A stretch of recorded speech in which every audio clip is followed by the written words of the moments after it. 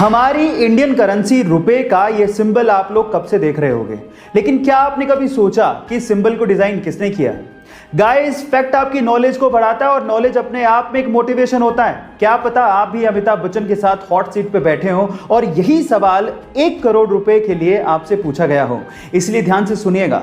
इस सिंबल को डिजाइन किया है उदय कुमार धर्मलिंगा ने, जो कि IIT गुवाहाटी में डिजाइन डिपार्टमेंट में हेड हैं और इसे 15 जुलाई 2010 को गवर्नमेंट ने यूज करने की परमिशन दे दी थी। गाइस, क्या आप लोगों को पता है कि भारत देश के हर सिक्के के सन के नीचे एक ऐसा निशान बना होता है जिसे देख के आप अंदाजा लगा सकते हो कि सिक्का कहां पे ढाला गया है? जी हां गाइस, अगर डायमंड बना हो तो यह सिक्का मुंबई में ढाला गया है, अगर डॉट बना हो तो यह सिक्का नोएडा में ढाला गया है, अगर स्टार बना हो तो यह सिक्का हैदराबाद में ढाला गया है और अगर कुछ भी नहीं बना हो तो यह सिक्का कोलकाता में ढाला गया है। क्या आपको इसके पहले तक इफेक्ट पता था? और नहीं पता था तो चैट सेक्शन में लिखना मत भूलेगा।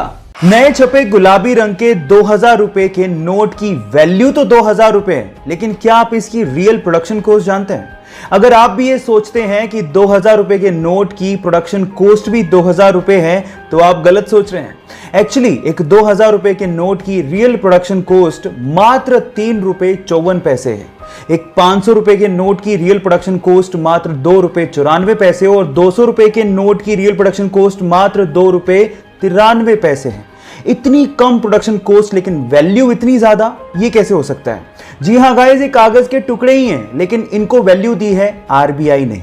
ये कॉन्सेप्ट ये जाहिर करता है कि किसी भी चीज का दाम एक फिक्टिशियस कॉन्सेप्ट है जो कि हमारे सिर्फ दिमाग में एग्जिस्ट करता है।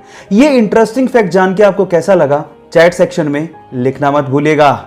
गाइस, जापान की करेंसी का नाम येन है, ये तो आपको पता है, लेकिन जो चीज आपको नहीं पता वो ये है कि जब आप एक येन का सिक्का लेंगे और उसे पानी में डालेंगे तो वो पानी में डूबेगा ही नहीं। उसकी डेंसिटी इतनी कम होती है कि वो पानी पे तैरता रहता है। उसके पीछे का साइंटिफिक रीजन ये है कि वो एल्यूमिनियम का बना होता है और एल्यूमिनियम पानी की सरफेस टेंशन को ब्रेक नहीं कर पाता, जिसकी वजह से सिक्का उसके ऊपर ही तैरता रहता है। ये सिर्फ जापान के सिक्के के साथ नहीं है, ये फ्रांस और इटली के सिक्कों के साथ भी है। यानी कि ये तीनों कंट्रीज के सिक्के इतने हल्के हैं कि वो पानी पे तैरते रहते हैं। क्या इसके पहले तक के इफेक्ट आप जानते थे? और अगर नहीं जानते थे तो चैट सेक्शन में लिखना मत भूलिएगा। गाइस, अगर मैं आपसे सवाल पूछूं कि इस दुनिया की सबसे स्ट्रॉन्ग करेंसी कौन सी है तो आप लोग क्या जवाब देंगे? मेरा मतलब यह है कि जैसे आप सब लोगों को पता है कि $1 में लगभग 75 रुपए होते हैं, इसका मतलब यह हुआ कि रुपए के मुकाबले डॉलर 75 गुना स्ट्रॉन्ग है। इसी हिसाब से शायद आप लोगों का जवाब या तो डॉलर होगा या फिर यूरो, लेकिन ये दोनों ही गलत है। मैं आपकी जानकारी के लिए आपको बता देता हूं कि दुनिया की सबसे स्ट्रॉन्ग करेंसी कुवैती दिनार है।